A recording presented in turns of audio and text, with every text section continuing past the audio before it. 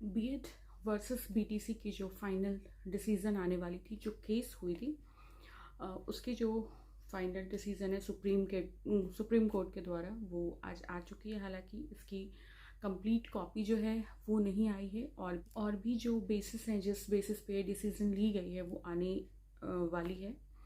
But फ़िलहाल हम देखते हैं क्या माजरा था और क्यों ये डिसीज़न लिया गया। देखिए, बीएड जिन्होंने भी बीएड किया है, वो पहले एनसीटी के द्वारा गाइडलाइन जारी करी गई थी कि जिन्होंने भी बीएड किया है वो स्टैंडर्ड 1 से लेकर 10th तक पढ़ा सकते हैं, यानी पीआरटी और टीजीटी को पढ़ा सकते हैं। और अगर आपने साथ में मास्टर्स किया है तो आप पीजीटी को भी पढ़ा सकते हैं, पीआरटी, टीजीटी एंड पीजीटी को पढ़ा सकते हैं। बट जिन्होंने सिर्फ बीटीसी करा है, यानी जिन्होंने सिर्फ डीएलएड करा है, वो सिर्फ पीआरटी को पढ़ा सकते हैं। पीआरटी स्टैंडर्ड 1 to 5th को कहते हैं हम। सिर्फ वहाँ तक उनकी लिमिटेशन है, उससे आगे आप नहीं पढ़ा सकते हैं। तो बीएड वालों के लिए बहुत स्कोप था, पीआरटी में भी स्कोप था, टीजीटी में भी स्कोप था, और अगर आपने मास्टर्स किया है तो आपके पास पीजीटी में भी स्कोप था। बट राजस्थान से, जिस स्टेट से ये शुरू हुआ कि बीटीसी, मतलब पीआरटी जो है, जो एलिमेंट्री टीचिंग है, वो सिर्फ बीटीसी वालों तक ही लिमिटेड होनी चाहिए। जो फॉर्म्स, जो वैकेंसीज आती हैं, वो सिर्फ वही फिल कर सकते हैं, वही टीचिंग कर सकते हैं जिन्होंने डीएलएड किया है या बीटीसी जो बोल लीजिए वो किया है। वो इसलिए था कि उनका ऐसा कहना था कि जिन्होंने डीएलएड किया है उनके पास स्कोप सिर्फ स्टैंडर्ड 1 to 5th है। इस चीज़ को आप समझिए, स्टैंडर्ड 1 to 5th तक का सिर्फ स्कोप है। बट जिन्होंने बीएड किया है उनके पास इधर 6 to 10 तक का भी स्कोप है और 11th-12th का भी स्कोप है। तो उनका जो प्रायोरिटी है वो डिवाइड हो जाता है जब बीएड वाले भी पीआरटी के कैटेगरी में आ जाते हैं। जब बीएड वाले भी पीआरटी टीचर्स का फॉर्म फिल करते हैं तो उनकी जो प्रायोरिटी है, क्योंकि डीएलएड वाले सिर्फ 5th तक ही पढ़ा सकते हैं, तो बीएड वाले भी जब पीआरटी में आने लगते हैं तो उनकी जो प्रायोरिटी है वो कम होने लगती है। लाइक कंपटीशन का जो लेवल है वो बहुत ज़्यादा बढ़ जाता है। बट ऐसा उम्मीद था कि जजमेंट जो इस चीज़ को लेकर ही केस थी कि इसको सिर्फ रिजर्व्ड रखा जाए डीएलएड वालों के लिए। पीआरटी जो है वो सिर्फ डीएलएड वालों के लिए रिजर्व रखा जाए, बीएड की उसमें बिल्कुल भी इंटरफेरेंस नहीं हो, बीएड वाले नहीं पढ़ा सके।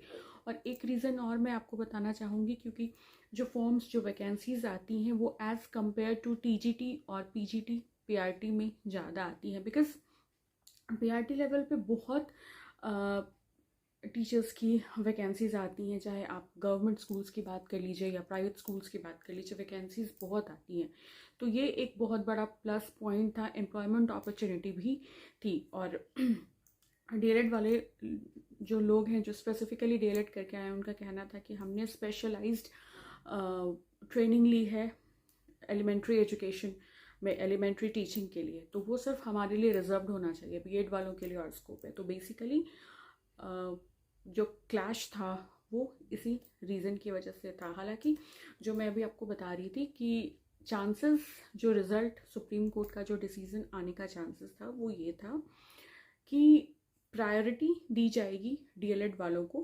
पीआरटी में जब आप फॉर्म्स भर रहे हैं या वैकेंसीज आ रही हैं आप फिल कर रहे हैं, या जो भी प्राइमरी टीचिंग में जब आप वैकेंसीज डाल रहे हैं, तो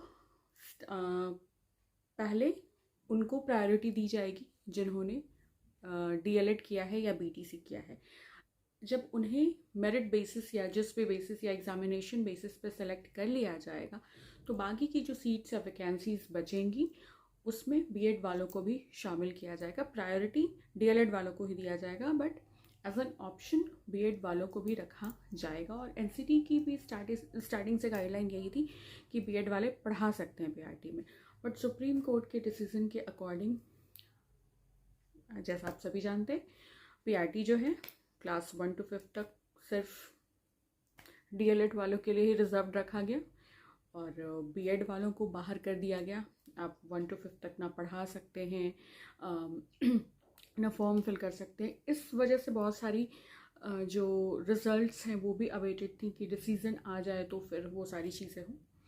तो फ़िलहाल तो जितनी इन्फॉर्मेशंस है उसके अकॉर्डिंग यही है कि बीएड, अब आप बीएड वाले अगर आप हैं तो आप 5th तक को नहीं पढ़ा सकते हैं, 1 to 5th तक को नहीं पढ़ा सकते, जहाँ मैक्सिमम नंबर ऑफ वैकेंसीज और एम्प्लॉयमेंट अपॉर्चुनिटीज़ जहाँ से जनरेट होती है।